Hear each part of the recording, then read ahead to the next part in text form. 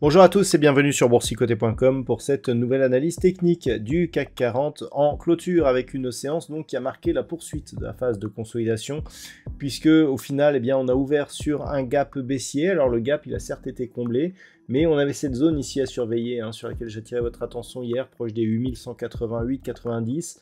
Cette zone qui était support ici sur ces trois séances, eh bien, elle a été résistance aujourd'hui et donc après avoir été comblé ce gap on est reparti ici à l'assaut de cette zone qui était aussi à surveiller, 8145 points. On a rebondi sur cette zone avant de clôturer et donc à 8167,50 eh bien le CAC 40 perd 0,26% par rapport à la clôture de la séance précédente, ce qui fait que l'on est ici sur une poursuite de la phase de consolidation. Au niveau des indicateurs techniques, les histogrammes du MACD sont toujours sur une dynamique baissière, le RSI est quant à lui totalement neutralisé, et un détail qui pourrait avoir son importance, eh bien nous avons une hausse des volumes sur cette séance. Nous allons voir comment il est possible d'interpréter justement ces volumes supérieurs à la moyenne par rapport à la configuration actuelle. Au niveau du palmarès des valeurs, c'est assez partagé. On a quelques belles hausses à l'image par exemple de Carrefour qui gagne 1,73%, Crédit Agricole plus 1,38%. On a un secteur du bancaire qui est plutôt présent dans la tête du palmarès des valeurs ce soir. Michelin, BNP Paribas et Vivendi sont sur des hausses proches de 1%. Au niveau des plus fortes baisses, eh bien, nous avons Téléperformance donc, qui perd 2,78%, Kering juste derrière, moins 2,70%, Le Grand SA, Stellantis ou Eurofins Scientifique sont sur des pertes un peu moins fortes. On a tout de même Le Grand SA qui est à moins 2,32%. Donc, on le voit, un marché assez partagé, mais finalement assez resserré. C'est-à-dire que par rapport à cette phase de baisse, je dirais que l'écart entre la plus forte hausse et la plus forte baisse est encore acceptable. Au niveau de la configuration, on a donc une phase de hausse, double contact, suivi ici d'une cassure, donc de cette zone ici des 8189 points, et d'un retour sur ce niveau. Alors, il y a pas mal de choses à dire. Toujours est-il qu'on reste au moins en clôture, au-dessus de cette zone des 8145 points, au-dessus de la moyenne mobile 20 exponentielle après un contact appuyé sur la bande de Bollinger supérieure, et nous allons le voir tout à l'heure au niveau des retracements de Fibonacci, sur un retracement donc à 38,2%. Et avant d'aller plus loin, je voudrais vous montrer ce qui se passe sur la vue mensuelle, sur la vue hebdomadaire, pardon, puisque bien sûr cette configuration, ce que l'on voit aussi, c'est que on a une impulsion haussière, une phase de consolidation, et un retour ici sur un niveau similaire. On pourrait penser qu'il y aurait un risque de double top, mais il ne faut pas oublier que nous sommes dans une phase ici où il y a beaucoup de dividendes versés. Et lorsque l'on regarde ce qui se passe au niveau du CAC 40 Global Return, on voit ici que l'on a une succession de points hauts qui est beaucoup plus nette. Et en fait, cette configuration que l'on ne retrouve pas sur le cash, elle ne représente pas une perte financière, c'est-à-dire qu'on pourrait être 100 points au-dessus. Il n'y a pas eu 100 points de perte financière sur le CAC 40, c'est juste de l'argent qui est sorti de la valeur des actions et qui est repassé donc je dirais, sur le compte des actionnaires. Ce qui veut dire qu'il n'y a pas de perte financière. Et le fait qu'il n'y ait pas de perte financière, au contraire des gains, eh bien, montre qu'on est toujours dans une dynamique haussière. Donc c'est un petit peu en trompe-l'œil cette phase de cette zone des 8250 points qui fait office de résistance. Entre là et là, la valeur n'est plus du tout la même. Donc on est ici dans une dynamique qui reste haussière. On peut considérer qu'il y a eu un nouveau plus haut historique un peu plus fort que celui que l'on a eu la semaine dernière, donc à 8259 par rapport au précédent ici. D'un point de vue global, ce que l'on peut aussi observer, c'est que la zone ici des 7910 points, eh bien, zone qui était précédemment support, eh bien, elle n'a pas cédé. Et donc, tant que l'on est au-dessus, on évite ici une phase d'impulsion et de retournement. Cette zone ici des 7910 points, c'est la zone de point bas qu'il y a ici entre ces deux points hauts significatifs. Donc tant que l'on reste au-dessus, qui plus est, nous avons la moyenne mobile 20 exponentielle qui évolue au niveau de cette zone, eh bien on reste dans une tendance qui est toujours prioritairement haussière. Dans cette unité de temps, où les indicateurs ici nous montrent que eh bien, nous avons une configuration qui est totalement neutralisée sur les histogrammes du MACD et un RSI qui est sur une légère baisse ici en partant de sa zone de surachat.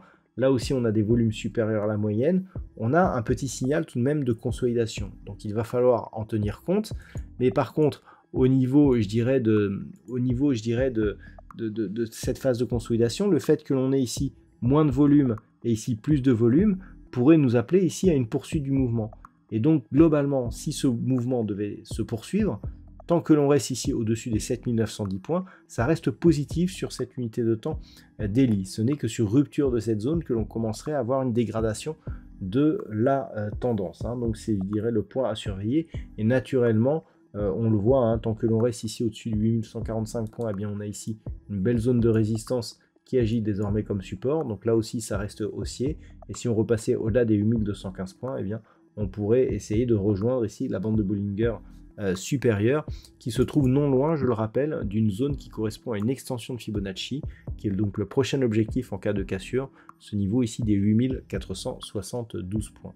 Donc voilà les points à surveiller d'un point de vue moyen terme. Maintenant, si on revient sur la vue daily, alors on a d'autres points à surveiller.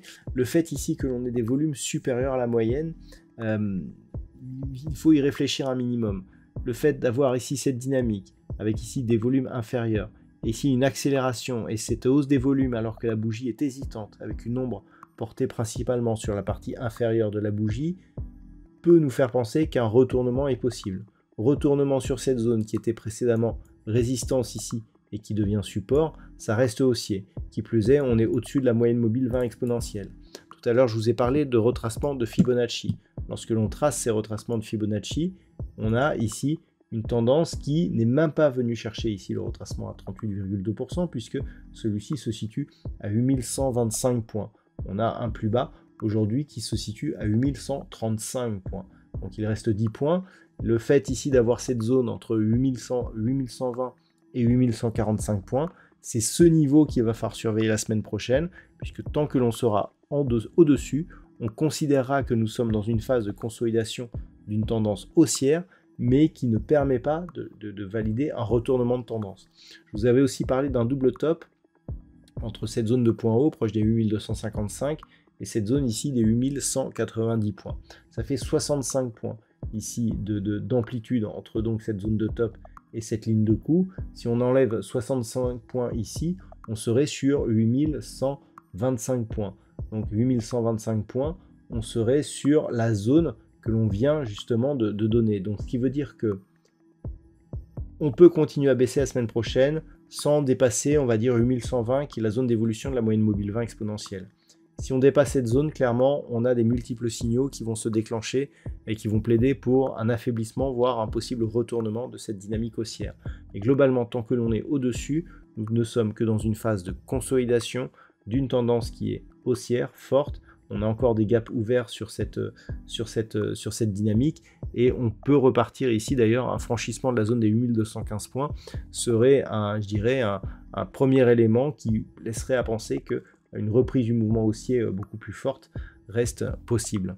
Voilà donc ce qu'il faut savoir sur cette analyse et sur ce CAC 40 pour la semaine prochaine.